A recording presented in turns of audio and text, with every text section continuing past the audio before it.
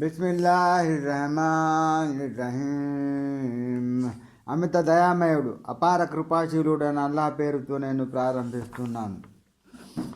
వమా కాన లిముమినిన్ అన్ యఖ్తుల ముమినన్ ఇల్లా ఖతా వమన్ ఖతల ముమినన్ ఖతాఅన్ ఫతహరీరు రఖబతిన్ ముమినతిన్ వదియతున్ ముసల్లమతున్ ఇలా ఇల్లా అన్ యస్తదఖు వఇన్ కాన మిన్ ఖౌమిన్ అదువ్విన్ లకుం వహువ ముమినున్ ఫతహరీరు రఖబతిన్ ముమినహ్ వఇన్ కాన మిన్ ఖౌమిన్ బైనకుం వబైనహుం మీసాఖున్ ఫదియతున్ ముసల్లమతున్ ఇలా వతహరీరు రఖబతిన్ ముమినహ్ ومن لم يجد فصيام شهرين متتابعين توبة من الله وكان الله عليما حكيما. పొరపాటుగా తప్ప ఒక విశ్వాసి మరో విశ్వాసిని చంపడం ఎంతకి తగదు, ఇది నిషిద్ధం. సాటి విశ్వాసిని పొరపాటుగా చంపినవాడు దానికి పరిహారంగా ఒక ముస్లిం బానిసకు లేదా బానిసరాలికి స్వేచ్ఛ ఇవ్వాలి. ఇంకా హద్దుని వారసులకు రక్త పరిహారం దియత్ చెల్లించాలి. ఒకవేళ వారు క్షమించి వదిలిపెడితే అది వేరే విషయం. ఒకవేళ చంపబడిన వ్యక్తి శత్రువర్గంలో చేరిన ముస్లిం అయి ఉంటే ఒక ముస్లిం బానిసకు విముక్తి కల్పించాలి. ఒకవేళ హతుడు మీరు సంధి చేసుకున్న జాతికి చెందిన వాడైతే రక్త పరిహారం అతని వారసులకు ఇచ్చి తీరాలి. దాంతోపాటు ఒక ముస్లిం బానిసను కూడా బానిసత్వం నుండి విడుదల చేయాలి. బానిసకు స్వేచ్ఛను ఇచ్చే శక్తి లేనివాడు నిరంతరం 2 మాసాలు ఉపవాసాలు ఉండాలి. అల్లాహ్ సన్నిధిలో పశ్చాత్తాపం చెందడానికి సూచించబడిన పద్ధతి ఇది. అల్లాహ్ మహాజ్ఞాని, వివేక సంపన్నుడు. ومن يقتل مؤمنا متعمدا فجزاؤه جهنم خالدا فيها وغضب الله عليه ولعنه وأعد له عذابا عظيما. మరెవడైతే సాటి విశ్వాసిని ఉద్దేశపూర్వకంగా చంపుతాడో అతని తగిన ప్రతిఫలం శాస్తి నరకమే. అందులో అతను శాశ్వతంగా ఉంటాడు. అతనిపై అల్లాహ్ ఆగ్రహం శాపం పడుతుంది. ఇంకా ఆయన అతని కొరకు ఘోరమైన శిక్షను సిద్ధపరిచి ఉంచాడు. يا أيها الذين آمنوا إذا ضربتم في سبيل الله فتبينوا ولا تقولوا لمن ألقى إليكم السلام لست مؤمنا تبتغون عرض الحياة الدنيا وعند الله مغانم كثيرة كذلك كنتم من قبل ومن الله عليكم فتبينوا إن الله كان بما تعملون خبيرا. ఓ విశ్వాసులారా, మీరు అల్లాహ్ మార్గంలో యుద్ధానికి వెళుతున్నప్పుడు అప్రమత్తంగా ఉండండి. ఎవరైనా మీకు సలాం చేస్తే తొందరపడి నువ్వు విశ్వాసివి కావు అని అనకండి. మీరు ప్రాపంచిక జీవన సామగ్రిని ఆశిస్తున్నారేమో. అలాగైతే అల్లాహ్ వద్ద మీ కొరకు ఎన్నో విజయధనాలు ఉన్నాయి. పూర్వం మీరు కూడా ఇదే స్థితిలో ఉండేవారు. తర్వాత అల్లాహ్ మిమ్మల్ని అనుగ్రహించాడు. కాబట్టి ఇక మీద నిజాలు మలసలండి. నిశ్చయంగా మీరు చేసేంత అల్లాహ్కు ఇరికే.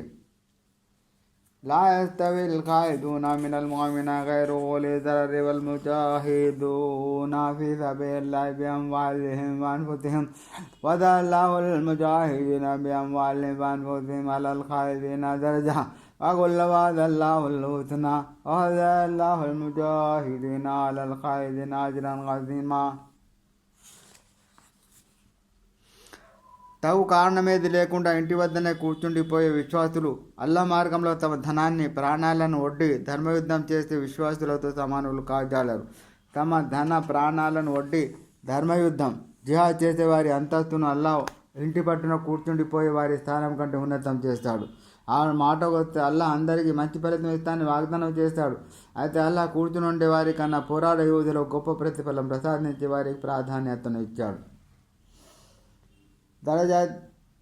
درجات منه مغفرة ورحمة وكان الله غفورا رحيما.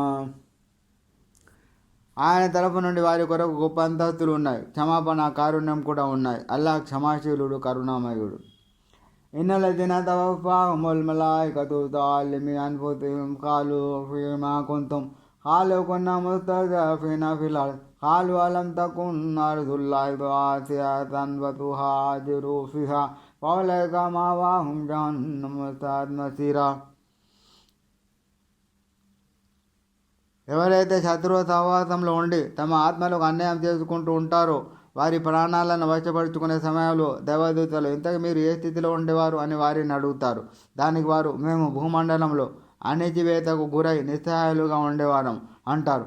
దానికి దేవదూతలు ఏమిటి, మీరు వలసపోవడానికి అల్లాహ్ భూమి విశాలంగా లేదా అని వారితో అంటారు. ఇలాంటి వారి ఆశ్రయం నరకమే, అది చాలా చెడ్డ గమ్యస్థానం.